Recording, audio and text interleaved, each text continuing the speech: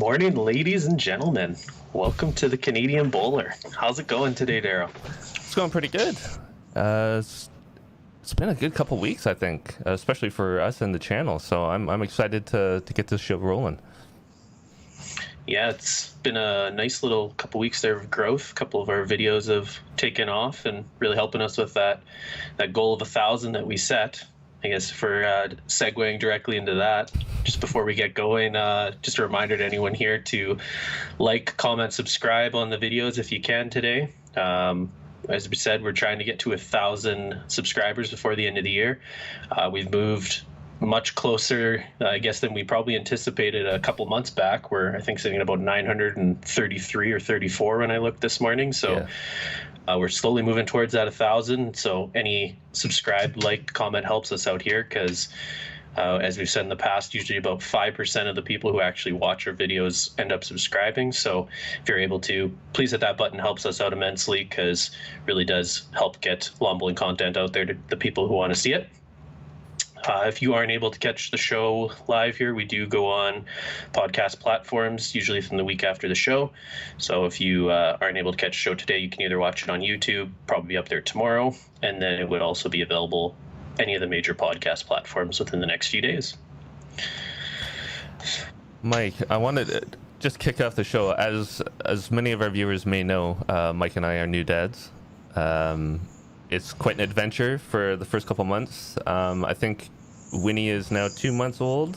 How have the first 2 months been for you? It's been an experience to say the least. Lots of sleepless nights, and then you get to experience all those different horror stories you see in the movies where exploding diapers and all that fun stuff. So it's definitely a part of life that you eventually get to experience once you're a father, but it's been great. I loved it. How have you been enjoying it? It's been awesome. Like you, a lot of the horror stories happen. You know, you get that really big diaper, or you get the crying in the middle of the night when you're trying to sleep. And, first priority is to make sure the baby's okay. And you just suffer through every single sleepless night and lost hour of sleep. But I can say everything has been amazing. Like every time that Ethan looks up and smiles at me, it's all worth it. Yeah, I think that smile is probably the one thing you're always shooting for, just to make them happy or giggle at something stupid that you do. So definitely the best part. Yeah, absolutely. So I guess we can get into sort of our first topic that we wanted to get at. It's pretty much about results. So we got bowling going on in Canada, obviously. We're getting near the end of the season, though, but there was some pretty important events that have recently happened. So friend of the show, Roger Smith from Quebec, reminded me that there was the Atlantics last weekend, I believe, out in I think they had in New Brunswick this year. So there were some results from there. So for the Atlantics, the women's side, I guess if I'm covering the results directly there, we got Quebec B ended up winning the women's triples. That was Carolyn McGarr, Muffin Hudspeth, and Denise Stojda. Sorry if I butchered that name. Second place was Amy Spence, Brenda Carr, Liz Gauthier. And third place was Quebec A, Donna LeBlanc, Mila Seshdeva, and Norma Cassidy. And then the men's side, Quebec B was Gilles Dessert, Venance Basque, and Maurice Beauchamp. And then second place was Braden Campbell, Cameron Lafren, and Mike Stewart. And third place was PEI with Ivan Doucette, Charlie Reed, Scott Spence. So looking at a few of the photos I saw, it looked like they had a good time there. I've never personally been to New Brunswick for bowls, but I know a couple of there was a U25s, the juniors there, the one year I didn't end up making, that it was a good event out there. So I'm sure they had fun, and it's always great to see that they're still able to keep that event going this year, specifically with all the restrictions and everything that are in place. Yeah, and I guess, does that mean Quebec won overall? I guess that would be what it indicates. It doesn't. The website they have here doesn't seem to really give me the full, I guess winner overall Memorial Trophy Quebec. Yeah, it says at the bottom there. So Nice. now that I'm seeing it underneath the picture, it's indicating that they ended up winning the overall. So yeah, good for them. Quebec joining in, getting that win, because I know they were the sort of the late joiners of Atlantic Bowls after Newfoundland fell off. So again, very happy that they were able to get that event played this year, because I know it means a lot to the people who ended up playing out in that area. Yeah, I'll second that. The eastern side of Canada, with Nova Scotia, Quebec, New Brunswick, and PEI specifically, there's not a lot that goes past Ontario these days with nationals and all that. So they have to travel a lot if they want to get any major competition. So it's really nice that they have something that's just their own. They can compete, and good on Quebec. I know Quebec's been struggling with, the size of their membership and, keeping the sport alive in that province. So it's really good that they get that win and show that Quebec still has a lot of kick left in them. Yeah, it'll be interesting next year to see how these teams, a few of them, end up at nationals, because I think Braden Campbell, for one, I know he qualified for nationals in the fours, and I think a couple of those other teams have also qualified too. So probably a bit of a practice or getting them some more experience, maybe playing. Looked like Braden was skipping that team over Cameron, so that might have been getting him a little more experience playing the back ends and everything like that. So good sort of development event. Good for them for next year. Absolutely. Yeah. So I guess the other results we wanted to sort of touch on was Phoenix Bowls last weekend. So yeah, had a lot of fun. We streamed that, so if you missed our live stream of the Phoenix Bowls, or the Phoenix Championship of Bowls, I want to get that name right, check out our YouTube channel. There's a playlist with all of our content for both the first stream, which wasn't so great, and then the second stream, which was much better. And you can see we've broken them down into games, so you can go and check out your favorite teams, some really cool games. There's some pretty fantastic shots that are hidden in there if you can find them. So definitely a really cool event. And yeah, Mike, if you've got the results, let's go. Okay, so I guess I did watch a few of the streams there. I quite enjoyed listening to you give your commentary. It was entertaining, considering you were running around like a chicken with your head cut off. Sorry that I couldn't make it all the way from Saskatchewan to help you out. The winner of it ended up being David Anderson and Fred Wallbank. So was pretty good final. I watched the final and the semifinal both. Semifinal, they ended up beating, I guess, longtime teammates of theirs, or one of them, I guess, Steve McCarahan, with Mark Sanford. Mark hasn't really played with him as much, but again, Steve was always a major teammate of Dave and Fred's. In the final, they beat Ben Rockman and David Llewellyn.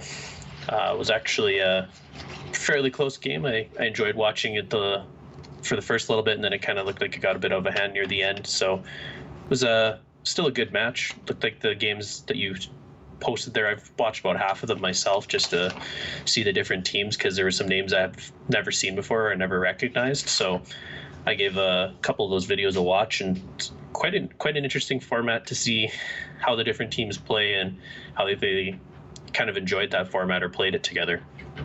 Yeah, I'll say it's a very interesting format. The event is really well run. It was small this year in both instances of it. They did one a little earlier, and then this last one.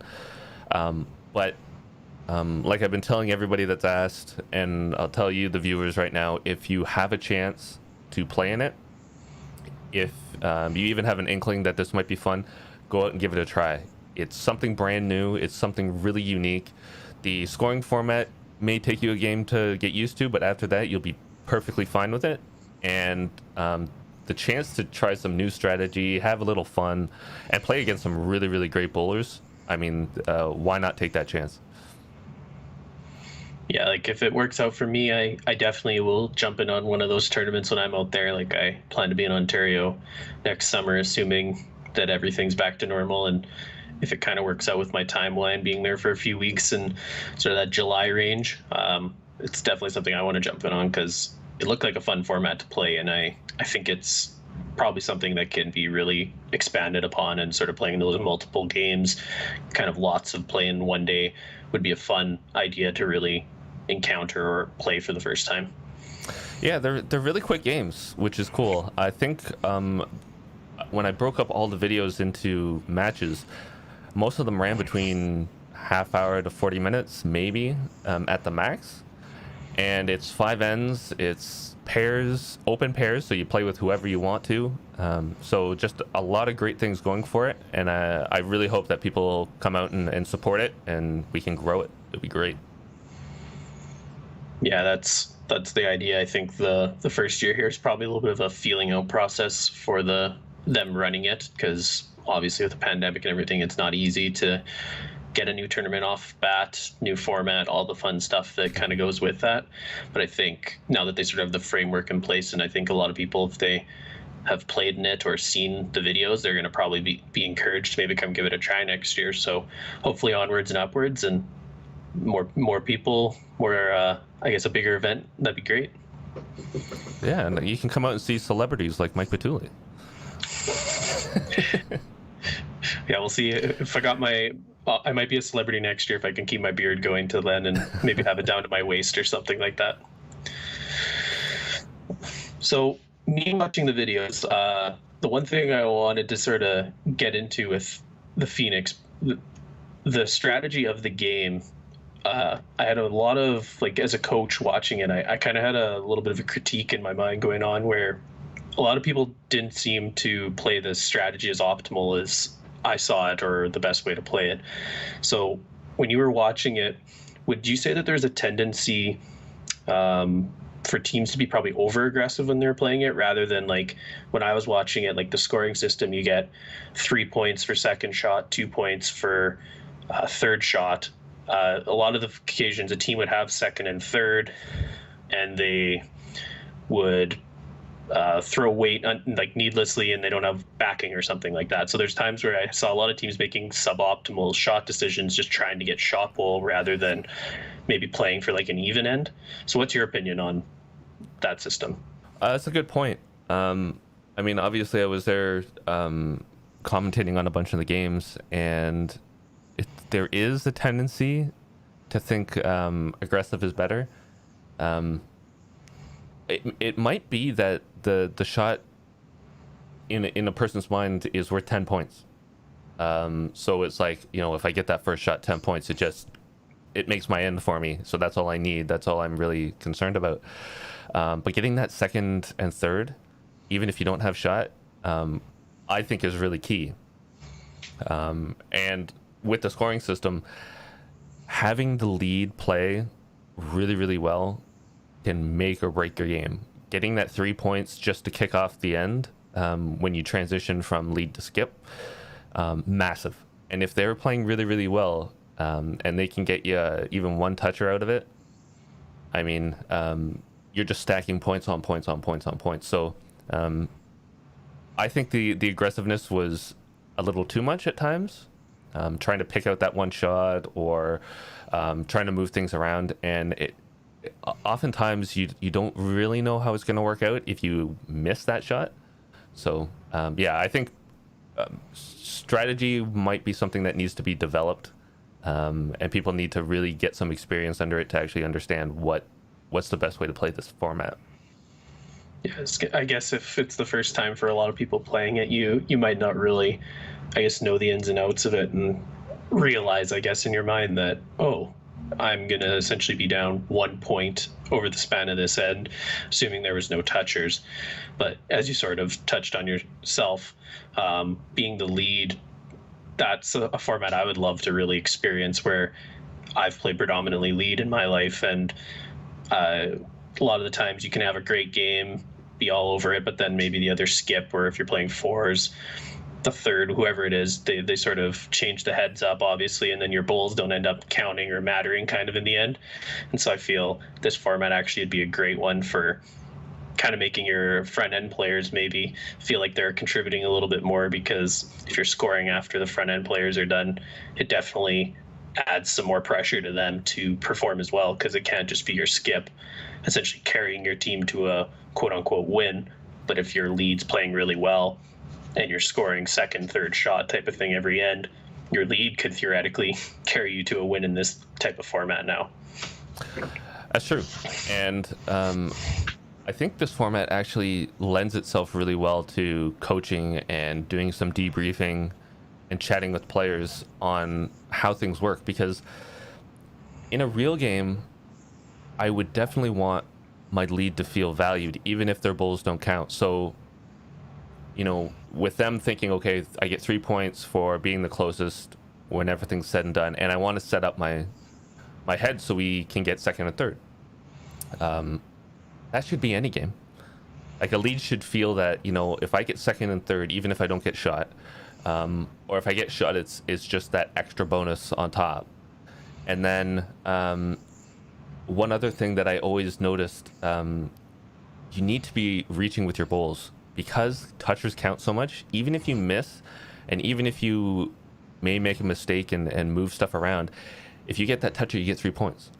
So you always want to be reaching. You always want to be at least to the jack, if not further. And short bowls get you nothing. And in a real game, I would say the same thing to my players. I'm like, short bowls are going to get you nothing. Make sure you're reaching or behind. And this just emphasizes that even more by saying you get points if you touch it.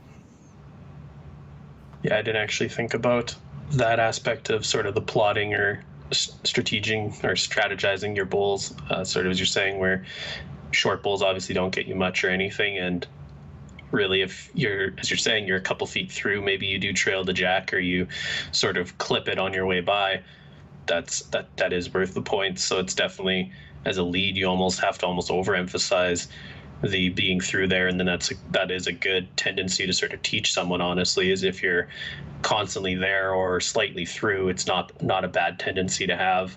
And specifically this format, where it's even more important, might sort of drill it in a little bit more for a player in a regular game, where they really are going to be there really through the head, giving their skip the good support that they need. Yeah. I play, I coach a lot of players where there's almost a fear, if they're a front end type player, there's a fear of changing things around. I drew a toucher, or I drew something really close. I don't want to disrupt that, so now I'm a little wide, or I'm a little short, or I'm too afraid to nudge that. This should teach you, it's like, just don't be afraid. Make sure you make solid shot after solid shot after solid shot. If you move things around, it happens, but at least you're there. At least you're trying to make an effort to contribute to the head and make things better, even if things may shift around and on you. That's the nature of the game. Yeah, no, it's a good way to phrase it, that it's just a different frame of mind, or sort of seeing the game slightly different. So it'd be interesting if this format can sort of expand or go different places in the future, because I'd love to play it out here or see it played in different spots than maybe just Ontario there, and sort of have people embrace the different styles where you really get to play and see different types of lawn bowling.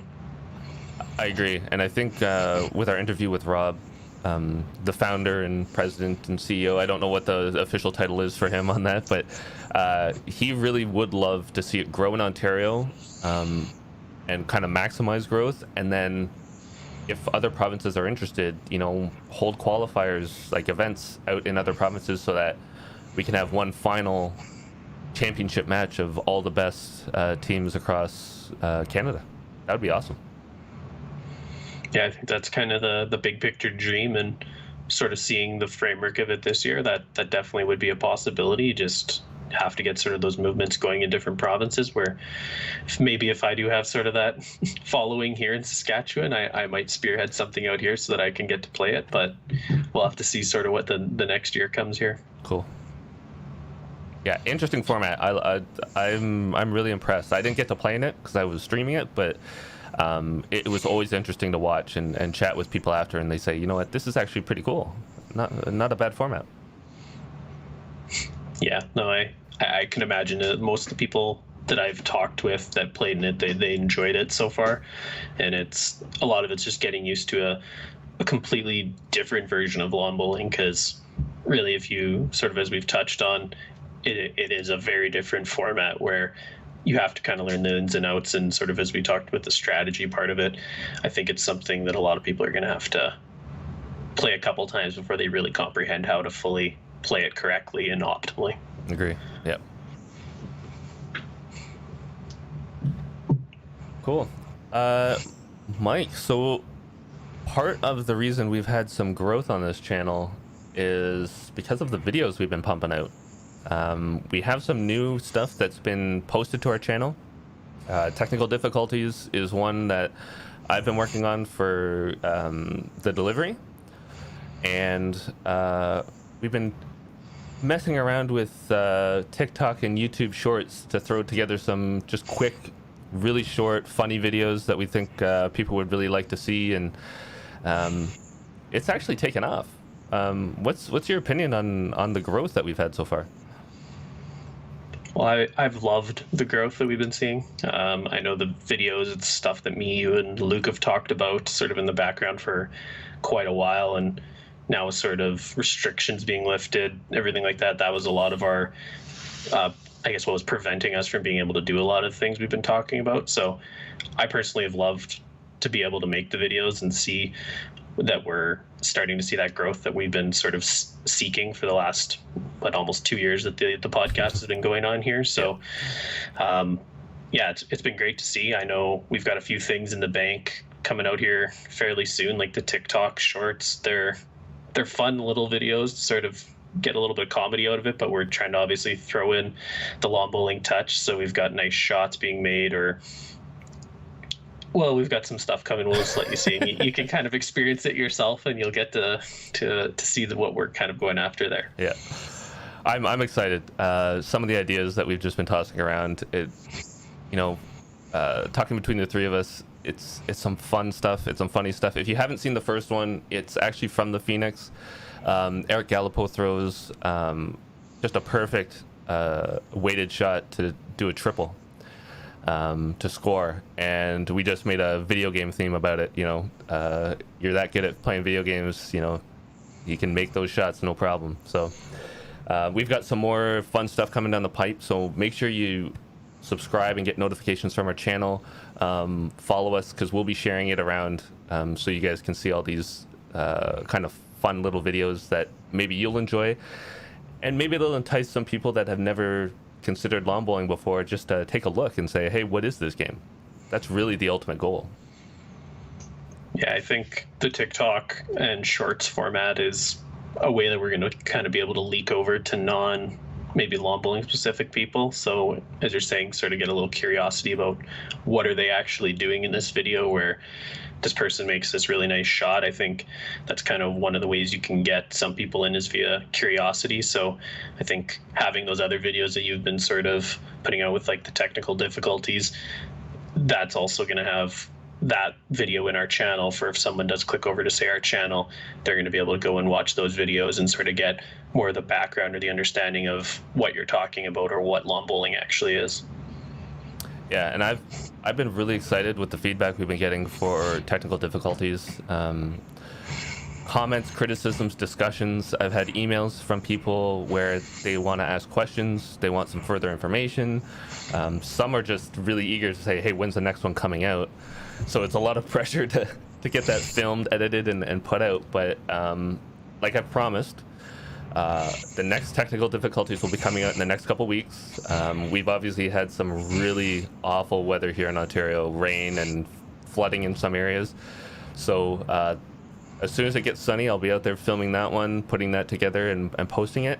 And our own Michael Patulli has been working on his own series, which will be super, super important to building our channel and giving you guys information on top of what we've been putting out already.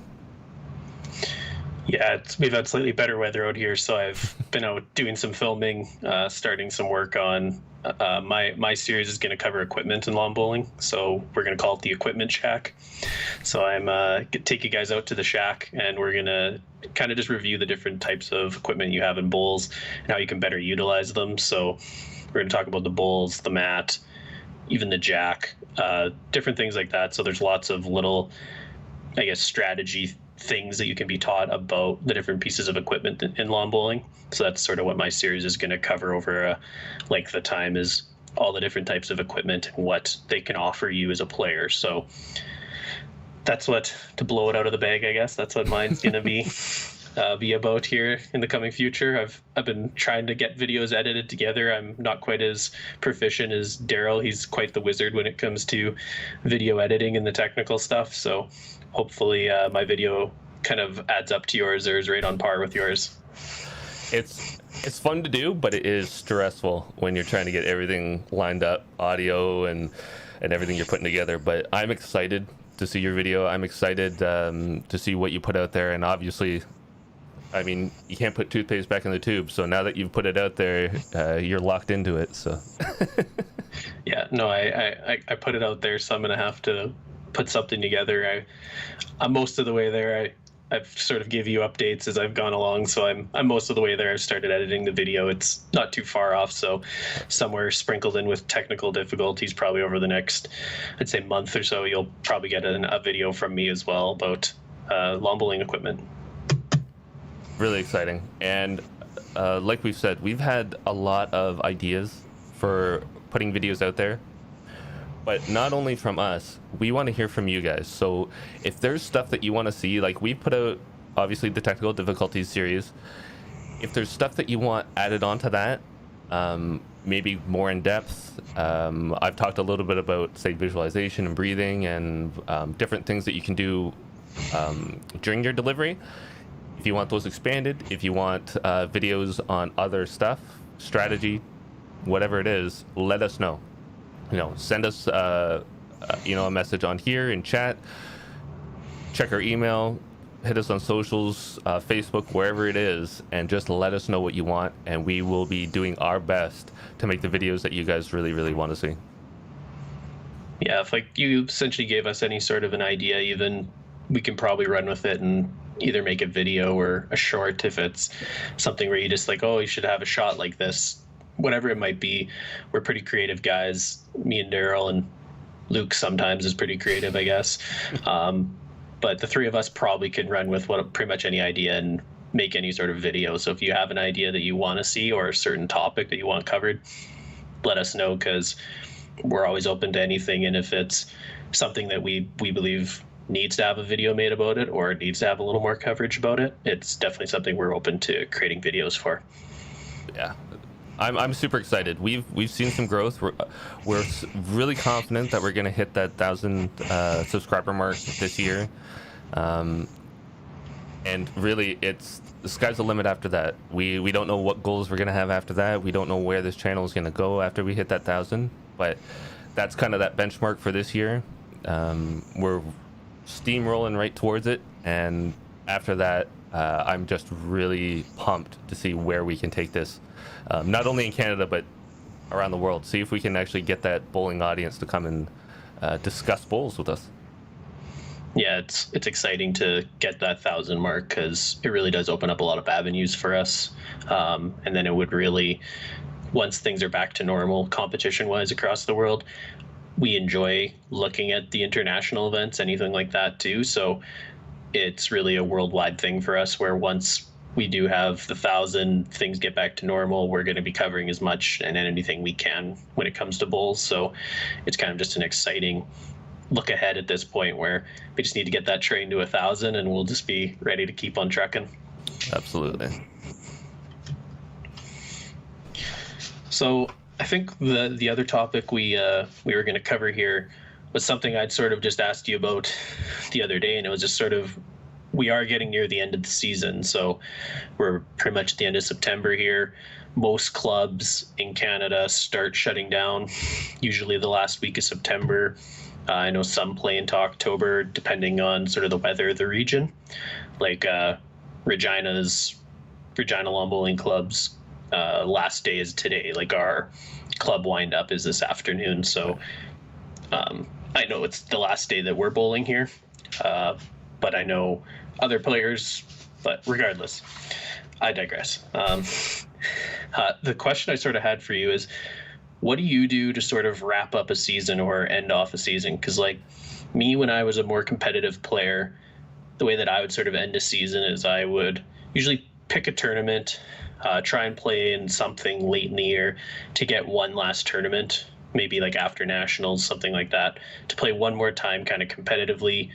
And then I would usually sit back after the season and I'd do maybe a review or like a self-assessment. So if you want to check out Daryl's video about self-assessment, that's sort of when I would do my self-assessment every year. Is I would do it at the end of the year. I'd sort of say, what did I do well this year? What didn't I do well? What was I struggling with? What could I work on? So what sort of was your process for the end of the year, Daryl, when you would stop bowling each season? I'll say much of the same. I try to get something in where I know it's competitive. I know it's going to give me a lot of feedback on how I'm doing. Go up against players that I know have been playing really well this season, see where I stack up. I'd also try to get another training session in, and it's not about a training session to build my skills. It's more, like I said in my video, and like you said, getting that assessment in and just saying, okay, how is my drive? How is my draw? And I might not do the full blown every single piece, but I get the basics in and just say, okay, here's where I stand today, and where do I want to be when I kick off next year and get in there. So it's a lot of debrief kind of stuff. How was my year? How was my last tournament? Did I hit all the goals that I wanted to hit?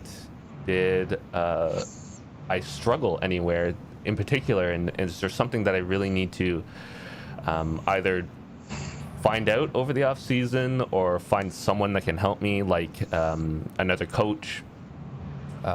Maybe talking to someone about mental skills or nutrition.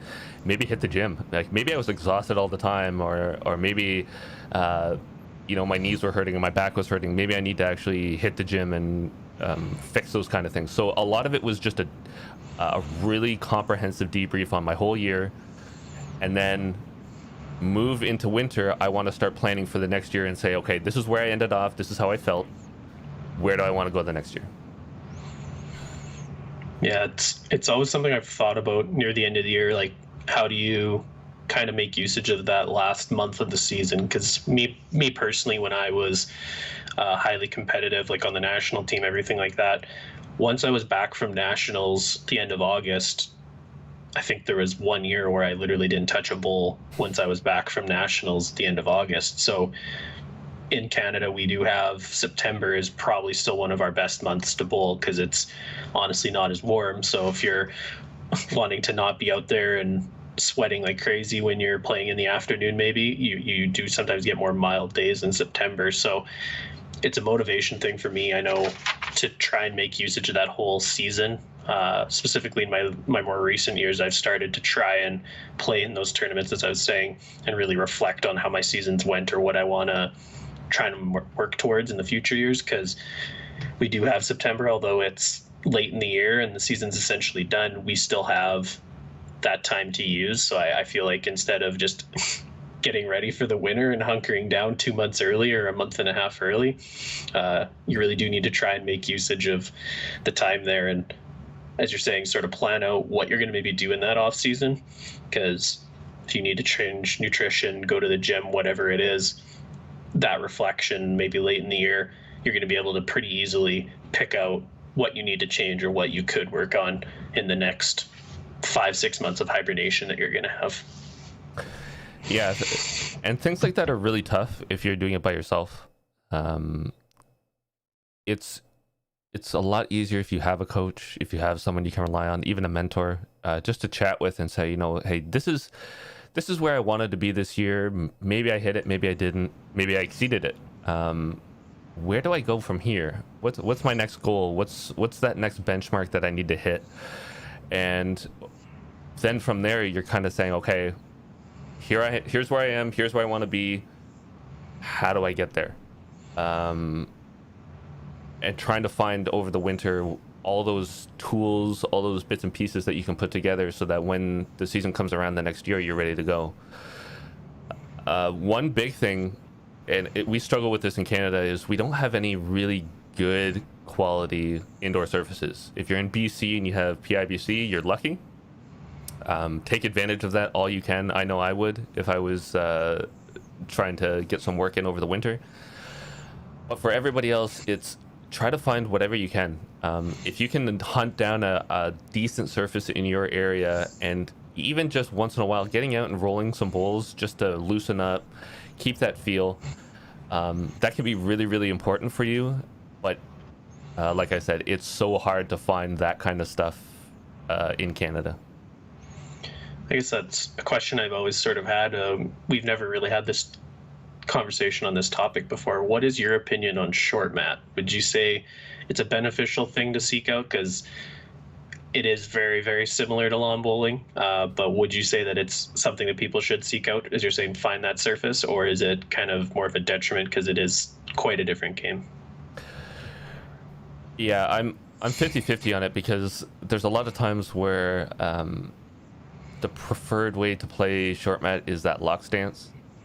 You know, you have your step, so you're inside the box. You know, you're not touching any of the lines to make your bowl illegal, and then you're rolling. I always try to actually do a really small condensed delivery, but you really have to keep in mind, it's like, what are you getting out of this? Are you just out here for fun, so it doesn't matter? Are you out here to really keep yourself going? Then you really need to focus on what you're getting out of it versus the short mat itself, because it is different. It's a different style, but I think it's beneficial if you don't have anything else. Like, if you can't find a surface where you can play full length, or at least some decent length, and do a full delivery and get that motion in, I mean, short mat is an alternative if you can find it.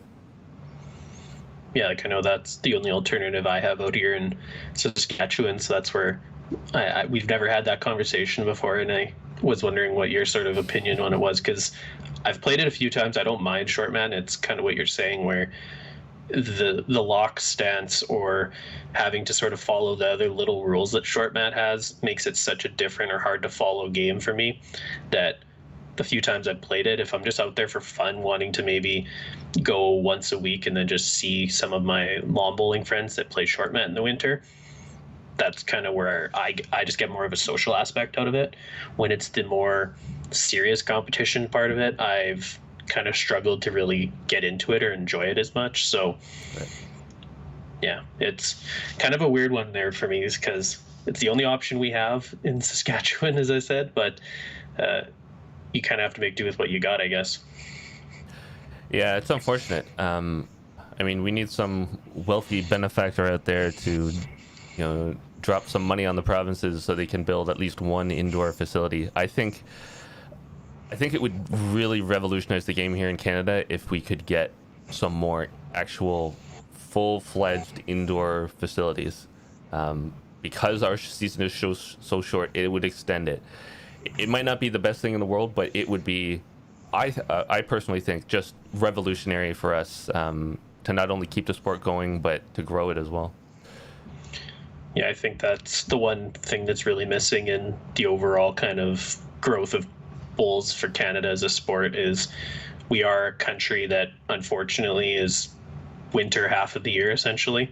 So for us to really have a sport that's essentially a summer predominant sport, we have to kind of embrace using that other part of the year as well as we can.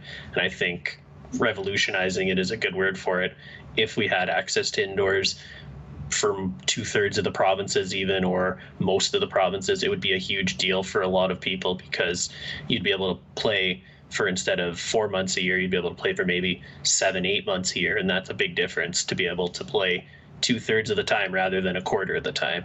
So I think it's a huge deal. It's something I know that's been a big Bulls Canada kind of project trying to get indoors all across Canada, but it's kind of easier said than done because it's not cheap to A, build an indoor, B, maintain said indoor, and then really you kind of just run into all the logistical problems of a normal club, except I'd say you probably amplify it more because you have to physically own a building and all of everything that goes along with that.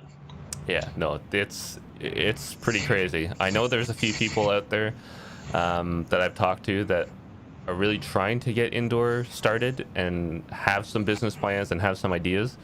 But yeah, it's just finding that initial flood of money, which obviously if you're a lawn bowler in Canada and you know it's hard to get, even for a club that's been around for 100 years. To get that initial funding to kick off the project, it's near impossible. It's so difficult to get recognition for our sport and to get it kicked off like that. Yeah, I know it's a massive struggle. Like, I think it was Edmonton had the Edmonton indoor. They've talked about getting an indoor complex built there for years, and I think they had a pretty substantial amount of money, and logistically they just couldn't make it work, is kind of what I understood, is that finding a property and being able to build somewhere in the actual Edmonton area wasn't something they could figure out because it was just that cost prohibitive. So yeah, it's a tough one. The one that I've always kind of wondered about, and I'd like to see if we could ever kind of expand on it, is I know in Europe, specifically the Netherlands, like I've played a few times in the Netherlands, they bowl in the winter and they have rollout carpets similar to short mat, but they're actually wider and longer. So they're essentially kind of like a smaller lawn bowling rink that you can just roll out in a school gym. So I've looked for specifics on it. I can't seem to find any of the bowls websites that talk about it other than short mat. So I'd love to sort of get the specifics of what they're using. It might be something I have to actually message my friends in the Netherlands and be like, what is this that you guys use? Because I think it's something that if we're talking about in between, it might be something that a lot of provinces, assuming it's not crazy expensive either, to get a couple of these mats, and then you could kind of have a small club where it's a lot easier to rent out a school gym for a couple hours a week than it is to build an indoor and worry about everything that comes with that. Yeah, Canada, I think for lawn bowls, we're the land of compromise and band-aids and trying to make things work. So do what we can. Yeah. Good quote there. The land of compromise and band-aids. That's our new slogan. Send that one to Bulls Canada. Get that put on the website there. That's great. So, was there anything else we really wanted to cover here today? I don't think so. Like we've said, we appreciate every single person that comes in and watches our shows. Those that have been watching our videos, fantastic. Keep an eye out for new ones coming out. Share them with your friends. Share them with your clubs. We think they're really beneficial to every player out there in Canada and beyond. They're really good topics to talk about. And if you have comments and stuff you want, let us know. That's really what we want. We want feedback. Yeah, no, we appreciate anybody that comes out to watch our videos. It's hugely important to us, sort of as we've talked, I think, a couple times now about getting to that 1,000 subscribers. Everything like that is a big deal to us. I guess another reminder, if you're here watching, definitely click like, comment, subscribe. Any interaction with us is great because it does help us out immensely. So please do. And I guess with that, I wish all your bowls are tushers.